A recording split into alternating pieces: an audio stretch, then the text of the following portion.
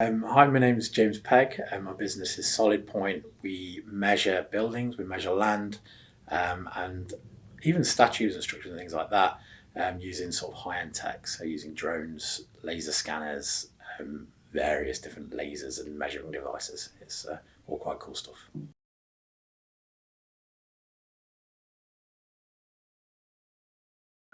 Currently been with them for about 2 years. We had a little break during COVID, but I'm back in it now and yeah, going strong. So company's getting profitable again now, so happy days.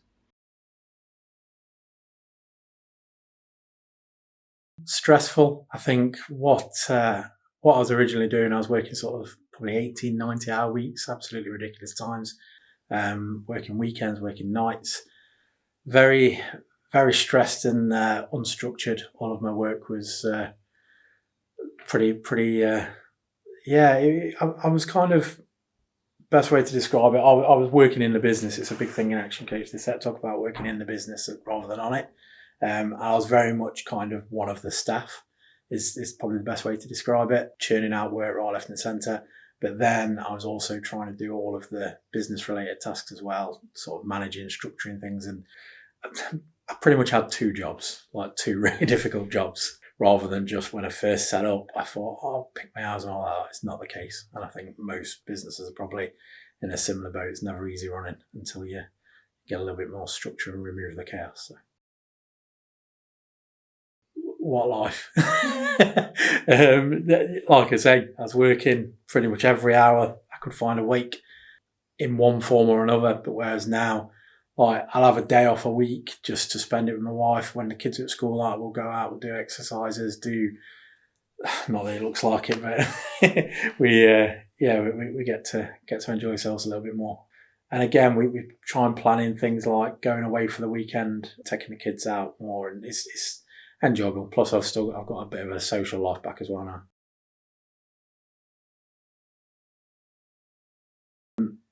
The biggest thing for me, I think, is basically getting me to read. I'd never read a book, I think, since I'd left school. To be fair, I never read at school either. And the first thing Matt got me to do was actually read a book. So yeah, he started me off. I think it was the E-Myth, why most small businesses fail and what to do about it. That was the first thing he got me to read. And then from that, I'm like, wow, yeah, this is changing things already. So I just carried on and I made it a little bit of a hobby. And now, like I say, I'm down to working in the business probably 4 or 5 hours a week maximum. I'm trying to still get that down on the business, maybe 20 hours, but everything's developing, everything's running smooth. Clients are loving it more. It's great. Get a good coach. So I went through a few. So the first thing is you need a coach. If you're finding business hard, get a coach, because despite what you think you know, you realise quickly that you don't know very much at all.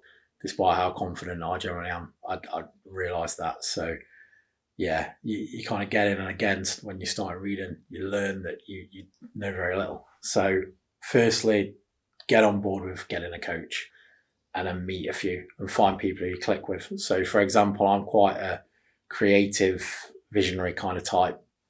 Lawrence basically paired me up with Matt, who's very much structure, loves his numbers, that kind of thing. So Matt complements the knowledge that I didn't have. I think if I'd have gone with Lawrence is a very good visionary himself, we'd have just sat talking all, all session. So he's paired me up with Matt, and that works really well. And obviously, you've got to get on with him, you've got to like him.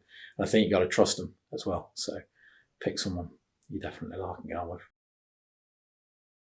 Weirdly, just a sounding board, I think.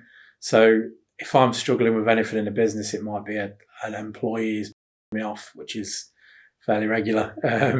It might be that you've got, I don't know, you're thinking about maybe even hiring someone, or do you keep this client on board, that kind of thing. Just running the issues that you're having through a good coach. And like I said with Matt, what he'll do is he'll ask you the right questions to kind of teach yourself to come up with the answer, rather than just saying, just do that, is getting you to actually think outside of the box and outside of your own normal thought process a little bit more. So I think that's my favourite bit and what I get from that.